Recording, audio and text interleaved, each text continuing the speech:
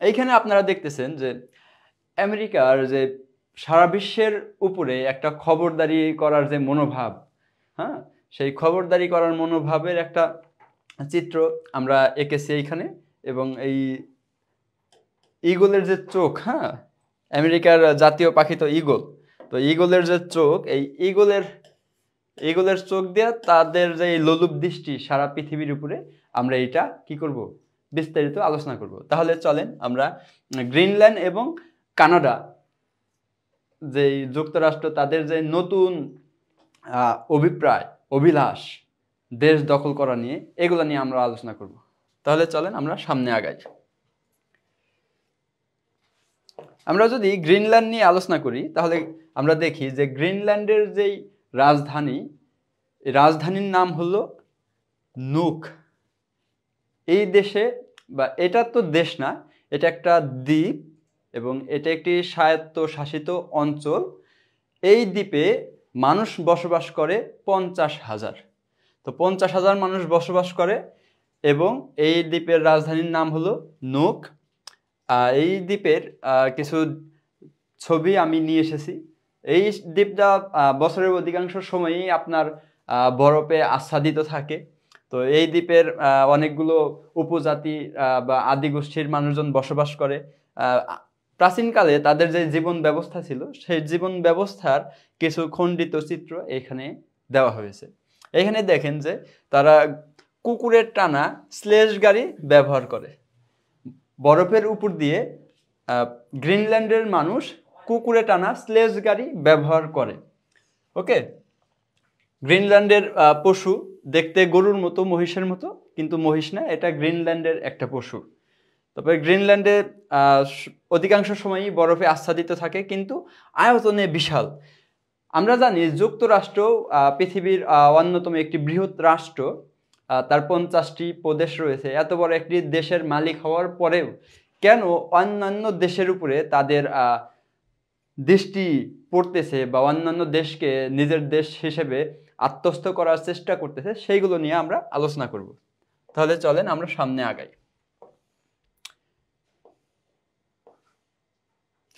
এইখানে আমরা একটা ম্যাপ নিয়েছি, ওয়ার্ল্ড ম্যাপ। তো ওয়ার্ল্ড ম্যাপে আপনারা দেখেন যে এইটা হলো ইউরোপ, এই ইউরোপ, আর এটা হলো গ্রিনল্যান্ড। গ্রিনল্যান্ড ভৌগোলিকভাবে আপনার উত্তর আমেরিকার অংশ। গ্রিনল্যান্ড ভৌগোলিকভাবে উত্তর আমেরিকার অংশ, কিন্তু রাজনৈতিকভাবে ইউরোপের অংশ।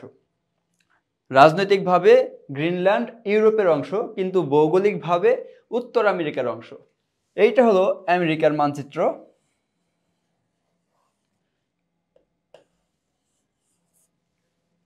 এটা হলো আমেরিকার মানচিত্র। কল আসছে কোথায়? এটা হলো আমেরিকার মানচিত্র, এটা মূল ভূখণ্ড, এটা হলো আলাস্কা, ঠিক আছে। তা আর এইটা গ্রিনল্যান্ড। তো গ্রিনল্যান্ডের উপরে আমেরিকার যেই লোলুপ দৃষ্টিটা পড়ছে, কেন পড়েছে আপনারা জানেন। সাম্প্রতিক সময়ে এই রাশিয়া ইউক্রেনের সাথে যুদ্ধ করতেছে। তো রাশিয়া কি করছে, ইউক্রেনের এই অঞ্চলটা দখল নিয়ে ফেলছে। রাশিয়া ইউক্রেনের এই অঞ্চলটা দখল নিয়ে, রাশিয়া ইউক্রেনের এই অঞ্চলটুকু দখল নিয়ে ফেলছে। ওকে, তো দখল নেওয়ার পর রাশিয়ার সাথে ইউক্রেনের যুদ্ধ চলমান আছে। গত 1.5 বছর হলো এখানে যুদ্ধ চলতেছে। তো আমেরিকার এখন মেইন টার্গেট, প্রধানতম টার্গেট হলো রাশিয়াকে যে কোনো মূল্যে ঠেকানো। তো রাশিয়ার উপরে নানা ধরনের বিধিনিষেধ আপনার আরোপ করা হয়েছে।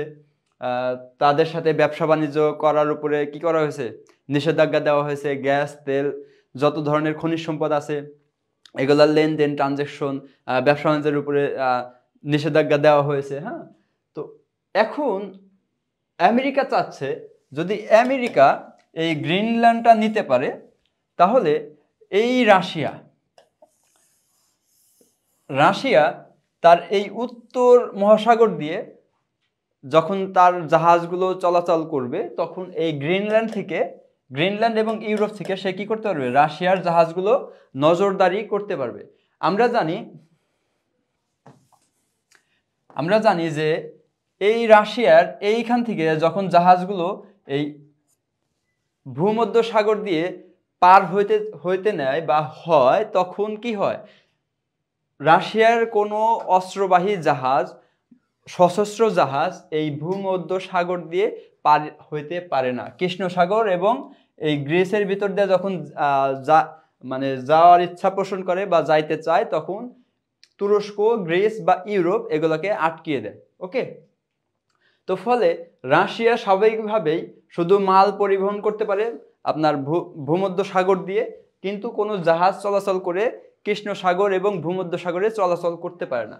ফলে রাশিয়া এই দিক দিয়ে চলাচল করে আর এই দিক দিয়ে চলাচল করে। ওকে, এখন গ্রিনল্যান্ডকে যদি আমেরিকা নিয়ে নিতে পারে, তাহলে আমেরিকা সহজেই রাশিয়ার উপরে কি করতে পারবে, খবরদারি করতে পারবে।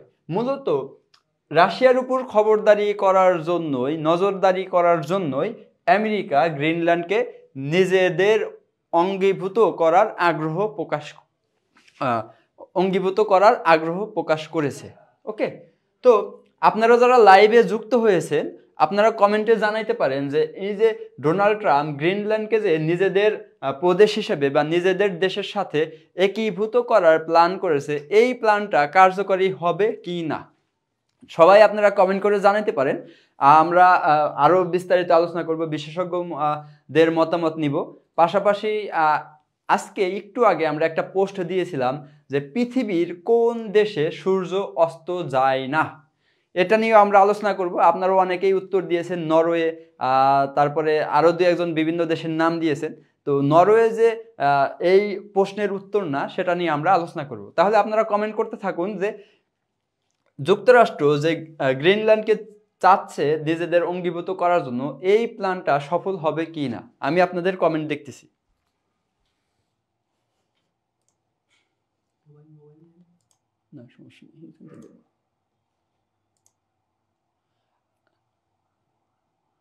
হ্যাঁ, প্ল্যানটা কার্যকর হবে না, আবার হতেও পারে ইংল্যান্ড না। সঠিক উত্তর ইংল্যান্ড না, হ্যাঁ কার্যকর হবে। দেখেন, আপনাদের কাছে প্রশ্ন যে গ্রিনল্যান্ড কোন দেশের দ্বীপ, ইউরোপের কোন দেশের দ্বীপ গ্রিনল্যান্ড। আপনাদের কাছে প্রশ্ন, ইউরোপের কোন দেশের দ্বীপ গ্রিনল্যান্ড, বা গ্রিনল্যান্ড কোন দেশের অধীনে আছে। ওকে, আমি ম্যাপে দেখিয়ে দেই। এই যে এইখানে একটা দেশ আছে ছোট, এই দেশের অধীনে গ্রিনল্যান্ড দ্বীপটা আসে। তো এই দেশের নাম কি, আপনারা কমেন্টে জানাবেন। ওকে, তাহলে আমরা চলেন বিশেষজ্ঞদের মতামত নেই। তার আগে আমি বলে দেই যে ট্রাম্প এই কানাডাকে তার 51তম প্রদেশ হিসেবে নিজেদের সাথে একীভূত করার প্ল্যান করেছে, এবং শুধু একীভূত করার প্ল্যানই করে নাই, ডোনাল্ড ট্রাম্প কানাডার যে প্রেসিডেন্ট আছে জাস্টিন ট্রুডো, তাকে একজন গভর্নর হিসেবে সম্বোধন করেছে। গত কয়েকদিন আগে তাদের দুজনের সাক্ষাৎ হয়েছিল। সেই সাক্ষাতে ডোনাল্ড ট্রাম্প জাস্টিন ট্রুডোকে আমেরিকার একজন গভর্নর হিসেবে কি ডেকেছে। তো আমেরিকার ইচ্ছা যে কানাডা এবং গ্রিনল্যান্ডকে পুরোটাই নিজেদের আয়ত্তে নেওয়া। ফলে যদি এই পুরো কানাডা এবং গ্রিনল্যান্ডকে যদি আমেরিকা দখল করতে পারে, তাহলে আমেরিকা হবে পৃথিবীর সবচেয়ে বড় দেশ। ঠিক আছে, এর পাশাপাশি ডোনাল্ড ট্রাম্প আরো একটা অলিক বা অবাস্তব বা জোর যার মূল্য তার, এরকম একটা কথা কিছুদিন আগে বলেছে যে এইখানে যে পানামা খাল আছে, পানামা খাল যেটা আটলান্টিক এবং প্রশান্ত মহাসাগরকে জলপথে সংযোগ করেছে, এই পানামা খালকে তিনি যুক্তরাষ্ট্রের খাল হিসেবে টুইটে বা তার যে সোশ্যাল মিডিয়া প্ল্যাটফর্ম আছে ট্রুথ, এই ট্রুথ প্ল্যাটফর্মে তিনি ঘোষণা করেছেন যে পানামা খাল আজকে থেকে বা আগামীতে আমাদের আমেরিকার খাল হওয়া উচিত। কেন হওয়া উচিত? কারণ পানামা খালে যুক্তরাষ্ট্রের থেকে বেশি পরিমাণ ট্যাক্স নেয়।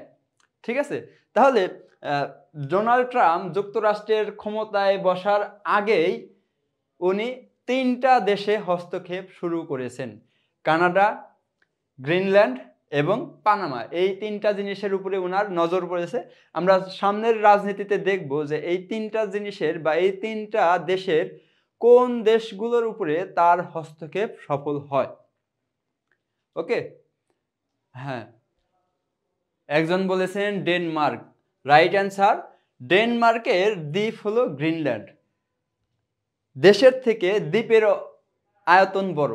ডেনমার্কের থেকে গ্রিনল্যান্ডের যে আয়তন এটা অনেক বড়, কিন্তু জনসংখ্যায় কম। ওকে, তাহলে আমরা চলেন এই যে গ্রিনল্যান্ডকে যুক্তরাষ্ট্র যে দখল করতে চাচ্ছে বা নিজেদের একটা নিজেদের দেশের সাথে একীভূত করার প্ল্যান করেছে, এই প্ল্যানটা কার্যকর করতে এই প্ল্যানটা যদি কার্যকর করতে চায় তাহলে ট্রাম্পের কি কি করতে হবে। ট্রাম্প বলেছে যে গ্রিনল্যান্ডের মানুষ আমেরিকার সাথে আসতে চায়, যদি তারা আমাদের সহযোগিতা চায় তাহলে আমরা গ্রিনল্যান্ডের পাশে থাকব। অর্থাৎ আপনি সহজেই কল্পনা করতে পারতেছেন যে আপনার ডেনমার্কের চেয়ে আমেরিকা সব দিক দিয়েই ক্ষমতাধর, শক্তিশালী এবং অর্থনৈতিকভাবে উন্নত। ফলে গ্রিনল্যান্ড যেহেতু ক্ষুদ্র জনগোষ্ঠীর বাস, মাত্র 50,000 মানুষের বসবাস, তো 50,000 মানুষকে ডোনাল্ড ট্রাম্প যদি কিনে নিতে পারে, বিশেষজ্ঞরা বলেছেন যে প্রত্যেকটা মানুষকে যদি $10 মিলিয়ন করে দেওয়া হয় বা $10 মিলিয়ন করে যদি দেওয়া হয় তাহলে গ্রিনল্যান্ডের মানুষ সবাই আমেরিকার দাসত্ব বা আমেরিকার অধীনে চলে যাবে। ফলে 50,000 মানুষকে যদি আমেরিকা কিনতে পারে তাহলে জাতিসংঘের অধীনে বা যে কোনো সময় গণভোট দিয়ে গ্রিনল্যান্ডকে আমেরিকা নিজেদের দেশ হিসেবে একীভূত করতে পারবে। আর এই কাজ করতে গেলে কোনো দেশই আমেরিকাকে বাধা দিতে পারবে না, কারণ আমরা বর্তমান পৃথিবীতে দেখতেছি যে জোর যার মুল্লুক তার, শক্তি যার যত বেশি তার ক্ষমতা, তার কথাবার্তা সত্য বেশি। অর্থাৎ কেউ মারতেছে একজনকে, যে মায়ের খাচ্ছে, সে যদি অন্যায়ভাবে মায়ের খায় তাও সে অপরাধী। কেন? কারণ তার শক্তি নাই। এই নীতিতে বর্তমান বিশ্ব চলতেছে। ওকে, তাহলে আমরা দেখেন বিশেষজ্ঞদের যে মতামত আছে এইগুলো নিয়ে আলোচনা করি।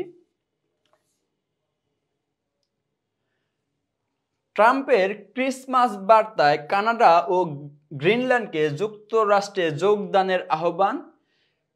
কানাডার নাগরিকদের উদ্দেশ্যে আমেরিকার নির্বাচিত প্রেসিডেন্ট ডোনাল্ড ট্রাম্প বলেছেন, যদি কানাডা যুক্তরাষ্ট্রের অংশ হয় তাহলে কানাডিয়ানদের, অর্থাৎ কানাডায় যারা বসবাস করে তাদের কর 60% কমে যাবে।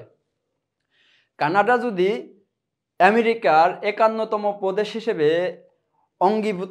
একীভূত হয় তাহলে কানাডার মানুষ বর্তমান যেই কর পরিশোধ করে তার দেশের সরকারকে, সেই করের 60% কমে যাবে যদি আমেরিকায় যোগ দেয়।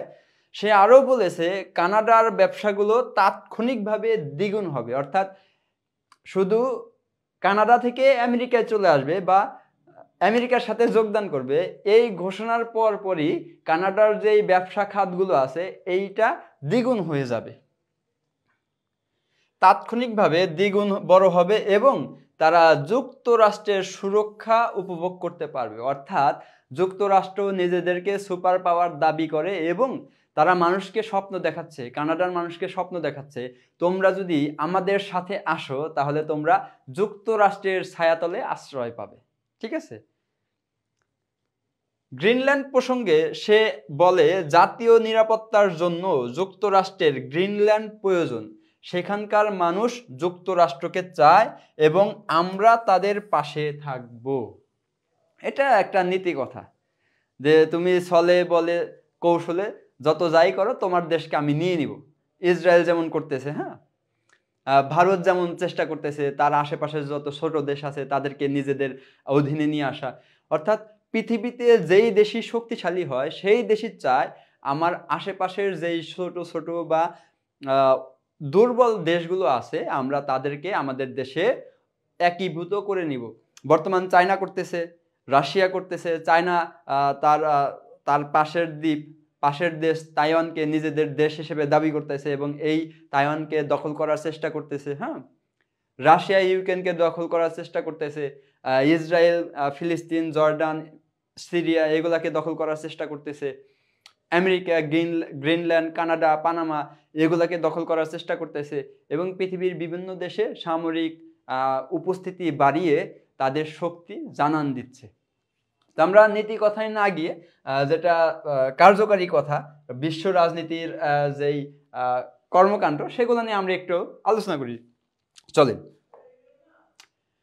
ডোনাল্ড ট্রাম্পের গ্রিনল্যান্ডের প্রতি নবায়িত আগ্রহ সবার মনে প্রশ্ন তুলেছে, এটি কি আসলেই সম্ভব? এটা অসম্ভবের কিছু না। আমেরিকা চাইলে কোনো দেশ তো বাধা দিতে পারবে না, ঠিক আছে? সে যে দেশ বাধা দিবে সেই দেশ ধ্বংস হয়ে যাবে। সিরিয়া, ইরাক আমাদের সামনে, আফগানিস্তান এগুলো আমাদের সামনে উদাহরণ হিসেবে রয়েছে। যদিও আনুষ্ঠানিক কোনো প্রস্তাব নেই, তবে গ্রিনল্যান্ড কিনতে হলে বিশাল অঙ্কের অর্থ ব্যয় করতে হবে বলে মনে করেন রুশ ইনস্টিটিউট ফর স্ট্র্যাটেজিক স্টাডিজের রাজনৈতিক বিশ্লেষক ইলিয়া ক্রাভচেঙ্কো। ওকে, ক্রাভচেঙ্কো তিনি আরও প্রশ্ন তোলেন, নতুন প্রশাসন কি এই ধরনের খরচ দিয়ে যাত্রা শুরু করতে চায়? অর্থাৎ এইখানে একটা ইন্টারেস্টিং বিষয় হলো, আমেরিকা তো নিজেই চলতে পারে না। আপনারা জেনে বিস্মিত হবেন, আমেরিকার বর্তমান যেই ঋণ সেটা 34 ট্রিলিয়ন ডলার। বর্তমান আমেরিকা 34 ট্রিলিয়ন ডলার ঋণগ্রস্ত। এই ঋণটা আগামী 2050 সালে 50 ট্রিলিয়ন ডলারে গিয়ে উপনীত হবে। অর্থাৎ আমেরিকা প্রতিদিন প্রায় 3 বিলিয়ন ডলার শুধু সুদ পরিশোধ করে। আমেরিকার যে ঋণ আছে জাতীয় ঋণ, এই ঋণের সুদ পরিশোধ করে 3 বিলিয়ন ডলার এবং টোটাল ঋণ হলো 34 ট্রিলিয়ন ডলার। অর্থাৎ 1 ট্রিলিয়ন 1 লক্ষ বিলিয়ন, আচ্ছা 1000 বিলিয়নে 1 ট্রিলিয়ন। ওকে, তো 34 ট্রিলিয়ন ডলার ঋণগ্রস্ত হলো আমেরিকা। তো রাশিয়ান বিশ্লেষক প্রশ্ন তুলছেন, নতুন প্রশাসক মানে ডোনাল্ড ট্রাম্পের প্রশাসক কি এই ফিনল্যান্ড কিনতে যে খরচটা হবে এই খরচ কি ব্যয় করতে পারবে তারা, বা তাদের ভান্ডারে কি এরকম অর্থ আছে কি না? যদিও সামরিক বিশ্লেষক অ্যালেক্সেই লিওনকভ বলেন, ইউরোপের অর্থনৈতিক সংকটের মধ্যে ডেনমার্কের হয়তো অতিরিক্ত অর্থের প্রয়োজন অনুভব করতে পারে। 1946 সালে যুক্তরাষ্ট্র গ্রিনল্যান্ড কেনার জন্য 10 কোটি ডলার প্রস্তাব করেছিল, যা ডেনমার্ক প্রত্যাখ্যান করে। ওকে, 1946 সালে যুক্তরাষ্ট্র একবার গ্রিনল্যান্ডকে কেনার প্রস্তাব দিয়েছিল। আপনারা জানেন যে আলাস্কা যে প্রদেশটা আছে এই প্রদেশটা রাশিয়ার কাছ থেকে আমেরিকা কিনে নিয়েছে। ওকে, তেমনিভাবে 1946 সালে গ্রিনল্যান্ডকেও আমেরিকা কেনার প্রস্তাব দিয়েছিল কত ডলারে? 10 কোটি ডলারে।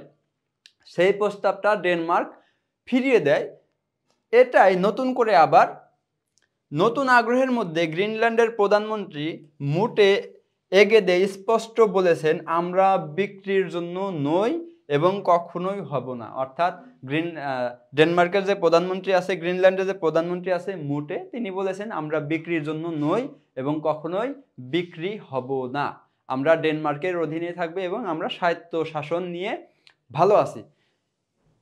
ট্রাম্পের ঘোষণার পর গ্রিনল্যান্ডের উপর সামরিক উপস্থিতি বাড়িয়েছে ডেনমার্ক। কারণ একটা শক্তিশালী দেশ যখন অন্য একটা দেশের একটা দ্বীপকে বলবে যে এই দ্বীপ আমার হওয়া উচিত, স্বাভাবিকভাবেই ওই দেশ তার দ্বীপকে রক্ষা করার জন্য সামরিক উপস্থিতি বাড়াবে, এটা খুবই স্বাভাবিক। ওকে, তবে আর কি কি উপায় থাকতে পারে যদি ডেনমার্ক আমেরিকার প্রস্তাবে রাজি না হয়, বিক্রির প্রস্তাবে রাজি না হয়? তাহলে আমেরিকার কাছে আর কি কি উপায় থাকতে পারে গ্রিনল্যান্ডকে নিজেদের অধীনে নেওয়ার জন্য? সেটার ভিতরে কয়েকটা উপায় হলো, একটা উপায় হলো লিজ নেওয়া। আপনারা জানেন যে একটি দেশ অন্য একটি দেশের বিভিন্ন গুরুত্বপূর্ণ স্থাপনা, বন্দর, নৌঘাটি, রাস্তা, বা ব্যবসা প্রতিষ্ঠান, ইকোনমিক্যাল জোন, এগুলা কি করে লিজ নিয়ে থাকে। হ্যাঁ, তো বলছে ধারণা করেন যুক্তরাষ্ট্র হয়তো আপোষ হিসেবে 99 বছরের জন্য গ্রিনল্যান্ডকে লিজ নিতে পারে। লিজ নেওয়া, 99 বছরের জন্য লিজ নেওয়া আর একবারে নেওয়া একই কথা। বর্তমানে আমরা দেখেছি যে ইরানের যে চাবাহার বন্দর আছে, এই বন্দরটা ভারত, তারপরে চীন লিজ নিয়ে ব্যবহার করতেছে। শ্রীলঙ্কার হাম্বানটোটা যে সমুদ্র বন্দরটা আছে, এটা লিজ নিয়ে চীন ব্যবহার করতেছে। তো নানান দেশ কি করে লিজ নিয়ে বিভিন্ন কিছু ব্যবহার করে। তেমনিভাবে দ্বীপও মাঝে মাঝে এক একটি দেশ কিনে নেয় বা লিজ নেয়। ওকে, জাপানের অনেক দ্বীপ কিনতে পাওয়া যায়। আপনার যদি অনেক টাকা থাকে তাহলে আপনি জাপানে গিয়ে বা উন্নত বিভিন্ন দেশে গিয়ে দ্বীপ কিনে বসবাস করতে পারবেন। ওকে, সরাসরি চাপ, যেহেতু আমেরিকা একটি সুপার পাওয়ার এবং ন্যাটোর সদস্য, ন্যাটোর মাধ্যমে অথবা সরাসরি সামরিকভাবে ডেনমার্কের উপর চাপ প্রয়োগ করে কি করতে পারে, এই গ্রিনল্যান্ডটা নিতে পারে। ন্যাটোর প্রভাব ব্যবহার করে রাজনৈতিক বিজ্ঞানী ডক্টর ভ্লাদিমির ভ্যাসিলিয়েভ মনে করেন যুক্তরাষ্ট্র ন্যাটো থেকে সরে যাওয়ার হুমকি দিতে পারে। অর্থাৎ বলছে যে গ্রিনল্যান্ড যদি যুক্তরাষ্ট্রের না হয় তাহলে যুক্তরাষ্ট্র এমন হুমকি দিতে পারে যে ইউরোপ, তুমি যদি আমাকে গ্রিনল্যান্ড না দাও তাহলে আমি তোমাদেরকে কোনো রকম কি করব না, প্রোটেকশন দিব না, সামরিক প্রোটেকশন দিব না, তোমরা রাশিয়ার কাছে কি হয়ে যাবা, দখল হয়ে যাবা। তখন এই হুমকি পেয়ে হয়তো ডেনমার্ক রাজি হবে যে আমার একটা দ্বীপ তুমি নিয়ে নাও, সমস্যা নেই, এই কথাই বলছে। অথবা ন্যাটোর দেশগুলোর উপর ব্যয় বৃদ্ধির চাপ প্রয়োগ করতে পারে। অর্থাৎ আপনারা জানেন যে ন্যাটোর যে বাৎসরিক যে বাজেটটা আছে, সামরিক যে বাজেটটা, এই বাজেটের প্রতিটা দেশ প্রায় 2% তাদের যে জিডিপি আছে, জিডিপির বা বাৎসরিক যে ব্যয়টা হয়, এই ব্যয়ের 2% ন্যাটোতে তারা বিনিয়োগ করে সুরক্ষার জন্য, আর আমেরিকা 5% বিনিয়োগ করে। তো ডোনাল্ড ট্রাম্প গত টার্মে যখন ক্ষমতায় ছিল তখনও বলেছে যে আমেরিকা ইউরোপকে নিরাপত্তা দিতে এত বেশি খরচ করবে না, ইউরোপের নিরাপত্তার জন্য ইউরোপের উচিত তাদের সামরিক ব্যয় বাড়ানো বা ন্যাটোতে বেশি খরচ করা।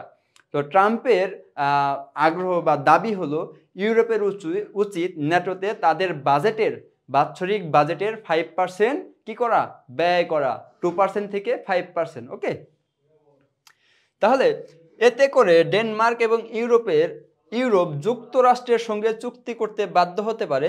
অর্থনৈতিক যুদ্ধ, ট্রাম্প ডেনমার্ক এবং এর সমর্থকদের উপর শুল্ক আরোপ করতে পারে, যা অর্থনৈতিক সংকটে রূপ নিতে পারে, মন্তব্য করেন রুশ গবেষক ভ্যাসিলিয়েভ।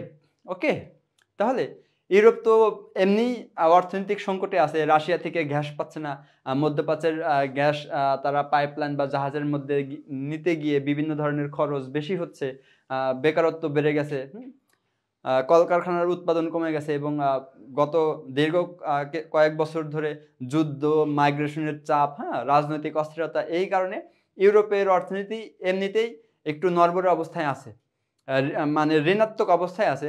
এরপর যদি ট্রাম্প নতুন করে প্রেশার ক্রিয়েট করে যে গ্রিনল্যান্ডকে যদি তোমরা না দাও তাহলে তোমাদের যে বাৎসরিক বাজেটটা আছে এই বাজেটের 5% ন্যাটোতে বিনিয়োগ করতে হবে, যদি গ্রিনল্যান্ডকে না দাও তাহলে তোমাদের দেশ থেকে যেসব পণ্য আমেরিকাতে আসে সেই সব পণ্যের উপরে আমি শুল্ক বাড়িয়ে দিব।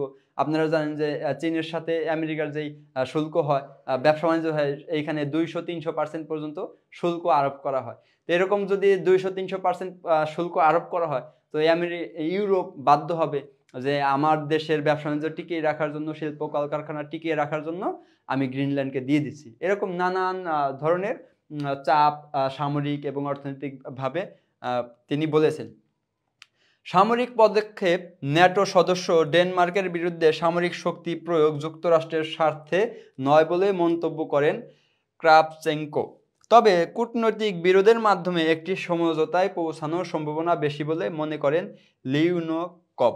অর্থাৎ ডেনমার্কও যেহেতু ন্যাটোর সদস্য, আমেরিকাও যেহেতু ন্যাটোর সদস্য, তো আমেরিকা যদি আগে গ্রিনল্যান্ডে আক্রমণ করে সামরিকভাবে, তাহলে ন্যাটোর একটি চুক্তি রয়েছে, কোনো একটি দেশ ন্যাটোর সদস্যের উপর যদি আগে আক্রমণ করে, তাহলে ন্যাটোর সামরিক জোট ওই দেশের বিরুদ্ধে, বা যে দেশটা প্রথম আক্রমণ করবে ওই দেশের বিরুদ্ধে ন্যাটো সম্মিলিতভাবে আক্রমণ করবে। অর্থাৎ যুক্তরাষ্ট্র যদি গ্রিনল্যান্ডের উপরে আক্রমণ করে, এবং ডেনমার্ক যেহেতু ন্যাটোর সদস্য, ফলে ন্যাটোর সদস্যদের উপর বাধ্যতামূলকভাবে ডেনমার্ককে বাঁচানোর জন্য, ডেনমার্ককে প্রোটেক্ট করার জন্য আমেরিকার উপর হামলা করতে হবে। যেহেতু দুইজনেই ন্যাটোর সদস্য, এই জন্য এই সামরিক যেই প্রেশারটা, সামরিক হামলাটা, এইটা সম্ভাবনা নেই বললেই চলে। ওকে, কিন্তু যদি ন্যাটো থেকে আমেরিকা বের হয়ে যায়, এরপরে যদি আক্রমণ করে, তখন আবার ন্যাটোর অন্যান্য সদস্যরা কি চিন্তা করবে যে আমরা এক পাশে রাশিয়া, অন্য পাশে আমেরিকা, দুইটা শত্রুর সাথে একসাথে কি লড়াই করতে পারবো? এটা নিয়ে নানান দ্বিধা বিরোধ দেখা দিবে এবং সংকটের সমাধান হবে না। তবে বিশ্লেষক যেটা বলছে, অর্থনৈতিক চাপের মাধ্যমে হয়তো গ্রিনল্যান্ডকে আমেরিকা নিয়ে নিতে পারে। যেহেতু প্রেসিডেন্ট আকাঙ্ক্ষা প্রকাশ করছে এবং সে ক্ষমতায় মাত্র শুরু করবে, তার হাতে এখনো 4 বছর সময় থাকবে। তো 4 বছরের ভিতরে সে নানান কৌশলে গ্রিনল্যান্ডকে সে নিয়ে নেওয়ার চেষ্টা করবে। আর হয়তো আমরা দেখবো যে পানামা খালকেও সে নিয়ে নিয়েছে। ওকে,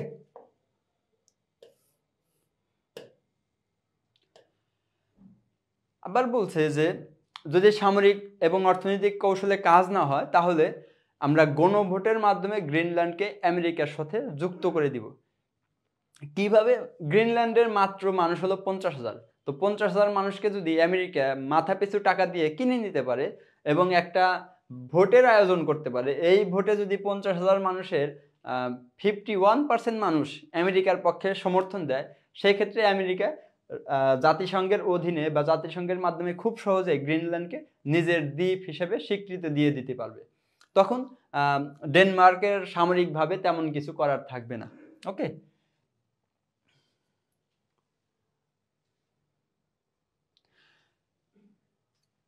আমার মনে হয় ব্যাপক আলোচনা হবে, তবে গ্রিনল্যান্ড যুক্তরাষ্ট্রের একটি অঞ্চল বা রাজ্য হিসেবে যুক্ত হবে। তিনি আরও যোগ করেন, ডেনমার্ক রুশ ট্যাঙ্কারদের বাল্টিক সাগরের পথে বাধা দেওয়ার জন্য কঠোর নির্দেশ পাবে এবং এর জন্য তারা ক্ষতিপূরণও পাবে। ওকে, যেটা বলছি প্রথমেই,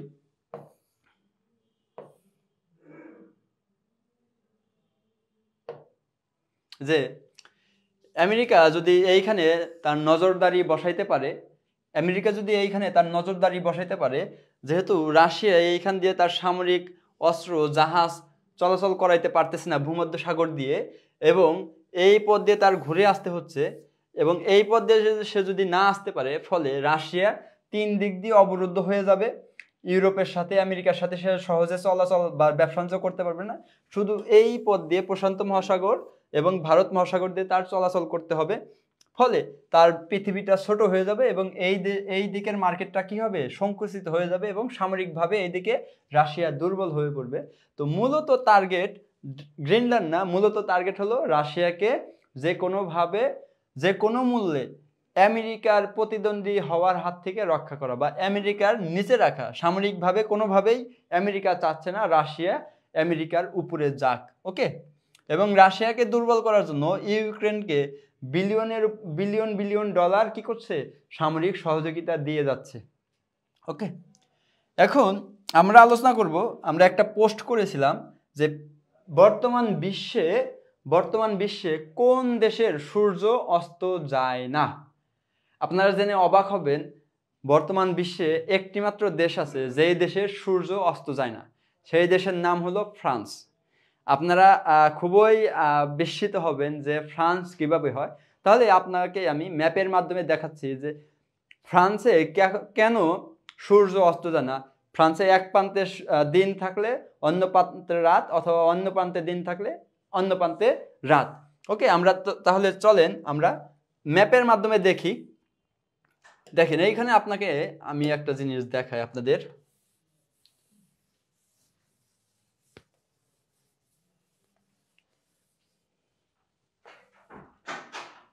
এটা হইল ইউরোপ। ইউরোপের মূল ভূখণ্ড হলো এটা। ওকে, তো ইউরোপ এইখানে হলেও ইউরোপের ছোট ছোট অনেক দ্বীপ, সারা বিশ্বের অনেক দ্বীপ তারা দখল করে রেখেছে। যেমন এটা ব্রিটেন, ইউনাইটেড কিংডম।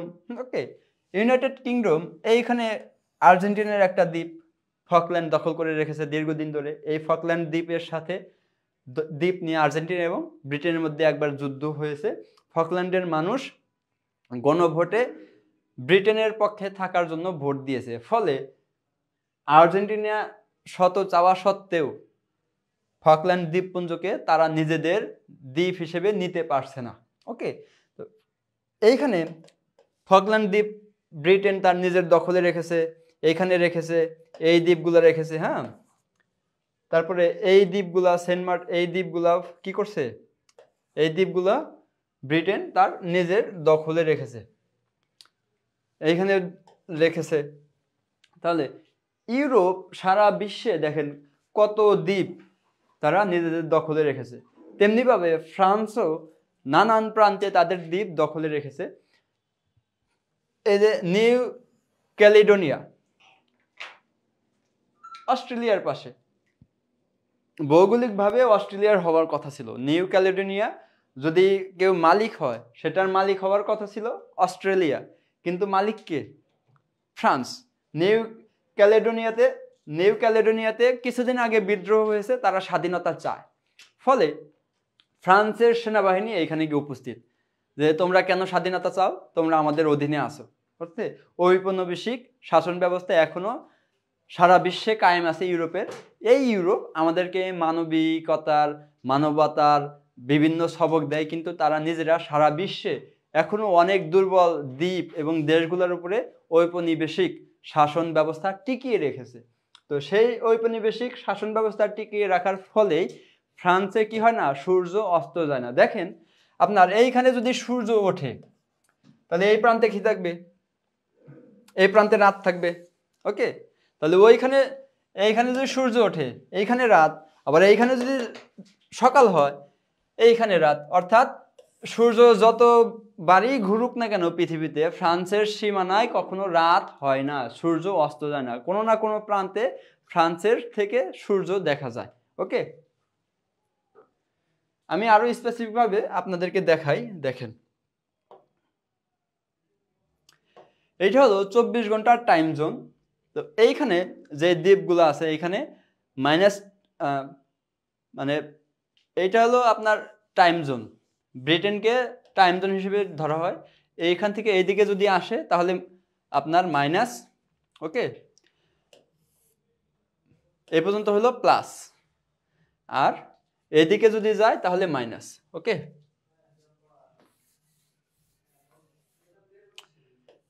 এই টাইম জোনটা হলো প্লাস আর এই টাইম জোনটা হলো মাইনাস।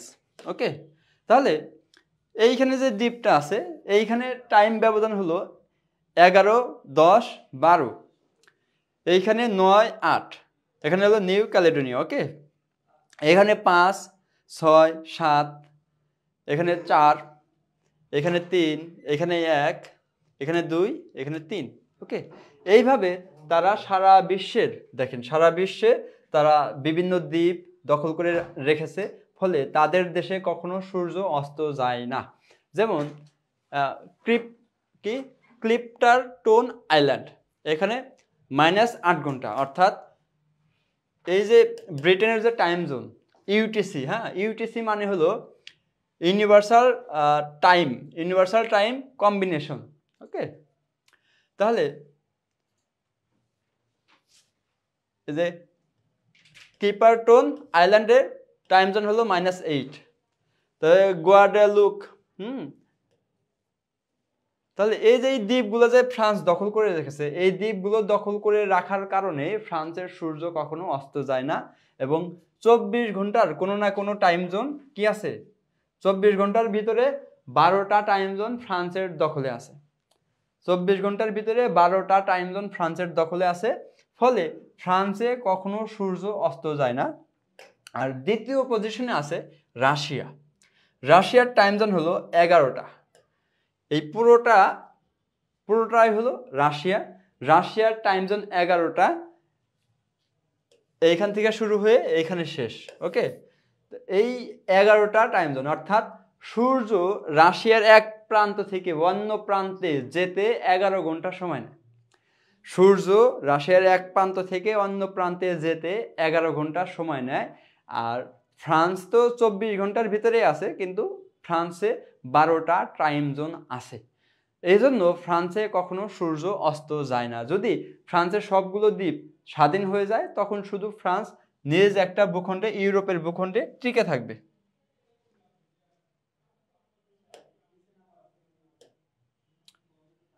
দেখেন, তাহলে ফ্রান্সের মূল ভূখণ্ড হলো এটা। এই ভূখণ্ড থেকে এই এই দ্বীপগুলো তারা দখল করে রেখেছে। হ্যাঁ, এই দ্বীপগুলো দখল করে রাখার কারণে সারা বিশ্বেই ফ্রান্সের একটা কি আছে, ঔপনিবেশিক দখলদারিত্ব কায়েম আছে। এই দ্বীপগুলো দখল করে রাখার কারণে ফ্রান্সের সারা বিশ্বে কি আছে, ঔপনিবেশিক দখলদারিত্ব কায়েম আছে। আর আমেরিকার সারা বিশ্বে সামরিক ঘাঁটি আছে, কিন্তু ঔপনিবেশিক দখলদারিত্ব কায়েম নেই। কিন্তু ফ্রান্সের কিন্তু সরাসরি এখনো ঔপনিবেশিক শাসন ব্যবস্থা কায়েম আছে। ওকে, তো আমরা বলতেই পারি ফ্রান্সে কখনো সূর্য অস্ত যায় না। কেন যায় না? কারণ ফ্রান্সের টাইম জোন হলো 12টা। 12টি টাইম জোন, আলাদা আলাদা 12টি টাইম জোন ফ্রান্সের অধীনে রয়েছে। কিভাবে রয়েছে? কারণ ফ্রান্স সারা বিশ্বের বিভিন্ন দ্বীপ দখল করে সেখানে তাদের উপস্থিতি বজায় রেখেছে, এবং এটা ফ্রান্সের নিজস্ব দেশ হিসেবে তারা স্বীকৃতি দেয়। এমন না যে যেমন ব্রিটেন আমাদের ভারত মহাদেশকে যখন তারা দখল করে রেখেছে, এটা থেকে কিন্তু তারা ইংল্যান্ড হিসেবে স্বীকৃতি দেয় নাই। এটা আপনার ভারত হিসেবে স্বীকৃতি ছিল, কিন্তু ব্রিটিশ ইন্ডিয়া বলতো। ওকে, তেমনিভাবে এটা ফ্রান্স হিসেবেই তারা স্বীকৃতি দিয়েছে, এবং ঔপনিবেশিক মানে শাসন ব্যবস্থা এখনো কায়েম আছে এই দ্বীপ এবং দেশগুলোতে।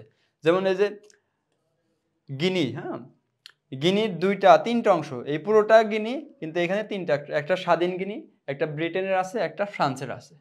ওকে, তাহলে আমরা দেখলাম যে ফ্রান্সের বর্তমান 12টা টাইম জোন আছে, এবং সারা বিশ্বেই কিভাবে ফ্রান্স তাদের ঔপনিবেশিক শাসন ব্যবস্থা বিভিন্ন দ্বীপ দখল করে রাখার মাধ্যমে কায়েম রেখেছে।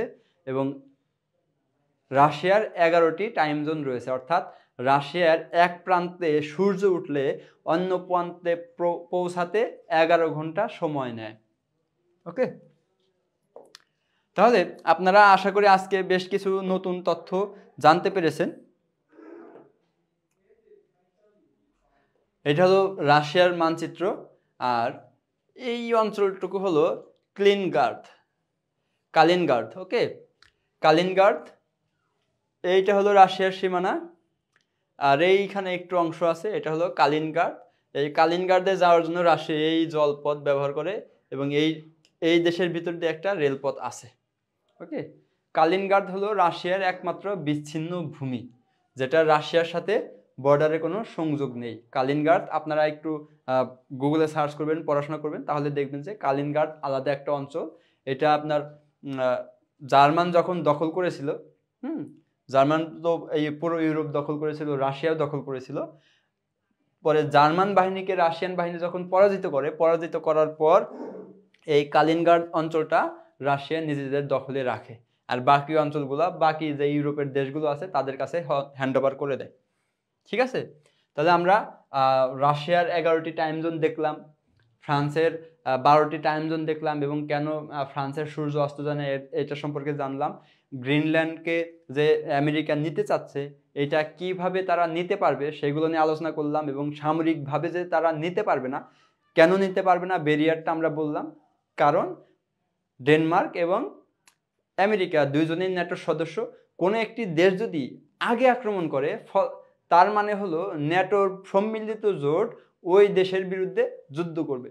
তেমনিভাবে তুরস্ক এবং গ্রিসের মধ্যে একটি শত্রুতামূলক সম্পর্ক আমরা দেখতে পাই। যদি তুরস্ক গ্রিসের কোনো একটা অংশে আক্রমণ করে, তাহলে ন্যাটোর অন্যান্য দেশের উপর বাধ্যবাধকতা থাকবে তুরস্কের উপরে আক্রমণ করার জন্য। আবার গ্রিস যদি তুরস্কের উপরে আগে আক্রমণ করে, ন্যাটোর অন্যান্য দেশের উপরে বাধ্যবাধকতা থাকবে তুরস্কের হয়ে গ্রিসে আক্রমণ করার জন্য। যদি না করে তাহলে ন্যাটো জোটটা কি হবে? ভেঙে যাবে। তাহলে ন্যাটো হলো একটি সামরিক জোট। এই জোটের মূল উদ্দেশ্য হলো এই জোটের ভিতরে যতগুলো দেশ আছে সবগুলো দেশকে সবাই মিলে একত্রে কি করে? প্রোটেকশন দেয়, সামরিকভাবে নিরাপত্তা দেয়। অর্থাৎ কোনো একটি দেশ ন্যাটোর কোনো একটি দেশের উপর আক্রমণ করলে ন্যাটোর সম্মিলিত জোট বা ন্যাটোতে যতগুলো দেশ আছে সব দেশ মিলে ওই দেশের বিরুদ্ধে আক্রমণ করে তাদের ন্যাটোর দেশকে কি করবে? সংরক্ষণ করবে বা প্রোটেকশন দিবে। তাহলে আমরা আজকে Greenland, Canada, Panama, Russian time zone, ফ্রান্সের টাইম জোন ইত্যাদি নিয়ে আলোচনা করলাম। আশা করি আমার আলোচনা আপনাদের ভালো লেগেছে। যদি কোনো জায়গায় ভুল হয়ে থাকে আপনারা জানাবেন, আমি সংশোধন করে নিব। আর আরও কি কি চান আপনারা, বা আরও এরকম ক্লাস চান কিনা বা এরকম ডিসকাশন আপনারা চান কিনা আপনারা কমেন্টে জানাবেন। আমি সামনের দিনগুলোতে আরও গুছিয়ে আপনাদেরকে তথ্য প্রোভাইড করার চেষ্টা করব। সে পর্যন্ত ভালো থাকবেন। আসসালামু আলাইকুম।